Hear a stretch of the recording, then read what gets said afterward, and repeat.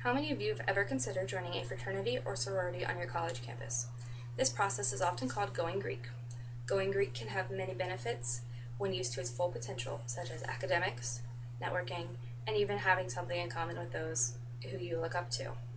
And that would be a good ego booster, just to know that you have something in common with someone famous. My first point is academics. Academics are a huge part of our college careers. We want to strive to get the highest GPA we can possibly achieve. And by joining Greek life, you are required to obtain a minimum GPA in order to stay an active member. I know with Chi Omega, which is a sorority I am involved in, you get put on academic probation the first semester. You don't achieve the high GPA, achieve the minimum GPA that you can. And then the next semester, you're no longer an active member, and you have to earn your way back in.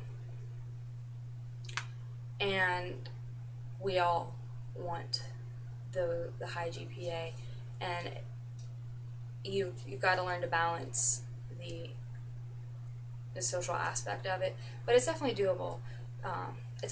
We only have to abide by a 2.5, but getting a 3.0 or higher, you do get rewarded, and to show appreciation that you're not skidding by on the bare minimum and you're not out partying all the time. But that's just how it is. We all want the high GPA. Academics are what we look up to, and it's what we put first in Greek life. And with that high GPA, you can't just get a job not knowing anybody anymore. You have to network. And with networking, the Greek community provides a terrific way of doing that, not only with the ones on your campus, but the ones all around the world. And Chi Omega is the largest women's organization in the United States. We're larger than the Girl Scouts, which, as you know, the Girl Scouts are pretty big. And knowing that we're larger than them, and anywhere you turn, you could probably find a Chi Omega. And that's how you have to get a job nowadays. You have to know people. And one of my cousins, who was also a Chi Omega down in Evansville, Indiana, she was studying physical therapy, and she went to interview at Johns Hopkins, and she's really smart. She had like a 4.0 all 8 semesters she was there, and then she wanted an internship in order to get into medical school. So she was interning at trying to intern at Johns Hopkins, and the person who was interviewing her was actually a Chi Omega, and that kind of gave her a boost.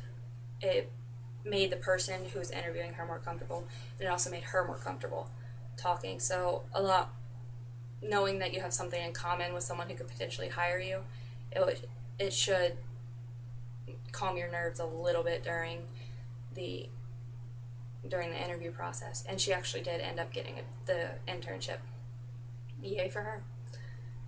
My third point is you get to have something in common with those you look up to.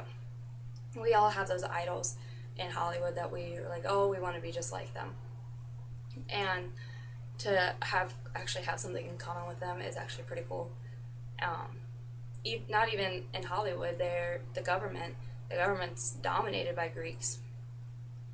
Since the early 1900s, the Senate has primarily been Greeks, 70% of them. And both women who were elected into the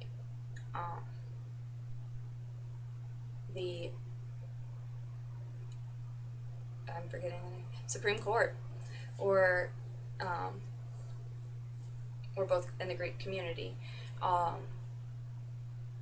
All the presidents but 2 have been Greeks. And Carrie Underwood, back to Hollywood, was a Triple Sigma, and we have one of those on Kent's campus. And Lucy Liu was a Chi Omega. So the advantages are definitely there, and I hope that you could see what I was trying to point out, that Greeks aren't all parties, and we aren't all bad, and that we can be, actually we are pretty smart. I mean, more Greeks graduate than non-Greeks, and 47 of the 50 largest corporations their CEOs were Greek or are Greek. You're always Greek once you go. So I hope you see the advantages and consider going Greek in the fall.